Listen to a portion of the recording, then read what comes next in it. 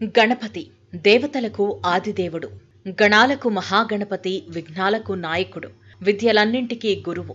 అటువంటి గణపతిని పరమ భక్తితో పూజించటం వల్ల ఫలానా పని జరుగుతుందన్న ఫలాపేక్ష లేకుండా నిత్యం ఆరాధించటం వల్ల త్వరితంగా జ్ఞానం సిద్ధించి తీరుతుంది. ఎటువంటి విద్యనైనా వినగానే నేర్చుకోగలిగిన ఏకసంధాగ్రహణ శక్తి లభిస్తుంది.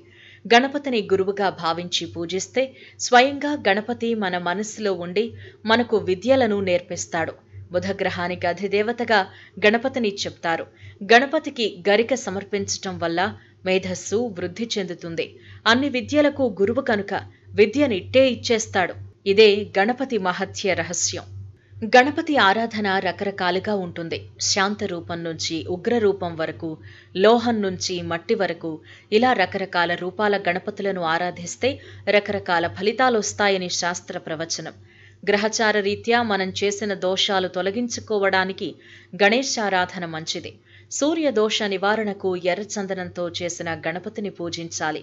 చంద్రదోష నివారణకు వెండి లేక పాలరాయితో చేసిన వినాయకుడిని పూజించాలి. కుజదోష నివారణకు రాగితో చేసిన వినాయకుడిని పూజిస్తే ఫలితం ఉంటుంది.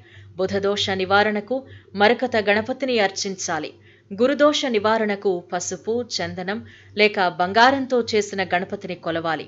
శుక్రదోష నివారణకు స్ఫటిక గణపతిని, శనిదోష నివారణకు నల్లరాయిపై చెక్కిన గణపతిని పూజించాలి. రాహుగ్రహ దోషానికి మట్టితో చేసిన గణపతిని పూజిస్తే ఫలితం ఉంటుంది. కేతుగ్రహ దోష నివారణకు తెల్ల జిల్లేడుతో చేసిన గణపతిని పూజించాలి.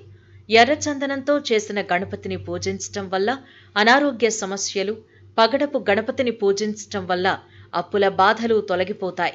పాలరాయితో చేసిన గణపతిని పూజిస్తే మానసిక ప్రశాంతత కలుగుతుంది. మనకెదురవుతున్న సమస్యలు తొలగిపోవాలి అంటే శ్వేతార్క గణపతిని పూజించాలి. స్ఫటిక గణపతి సుఖశాంతులు ప్రసాదిస్తాడు. మట్టి గణపతిని ఆరాధిస్తే సకల శుభాలను ఇస్తాడు. ఇక హరిద్ర, పాదరస, పసుపు కొమ్ము ఇలా రకరకాల గణపతులను పూజిస్తే విశేష ఫలితాలు వస్తాయి. భక్తితో శ్రద్ధతో ఎంత పూజిస్తే అంతకు రెట్టింపు ఫలితం ఇస్తాడు. వెండి ఏనుగు బొమ్మను ఇంట్లో పెట్టుకుంటే దాంతో అనేక విషయాల్లో మనం విజయం సాధించవచ్చు. అన్ని సమస్యల నుంచి విముక్తి పొందవచ్చు. వెండి ఏనుగు బొమ్మకు సైజుతో సంబంధం లేదు. ఏ సైజులో ఉన్న వెండి ఏనుగు బొమ్మ అయినా సరే ఇంట్లో లేదా ఆఫీస్లో పెట్టుకుంటే సమస్యలు తీరిపోతాయి. వెండి ఏనుగు బొమ్మను ఇంట్లో ఉత్తరం దిక్కున పెట్టాలి. దీంతో వాస్తు దోషాలు పోతాయి.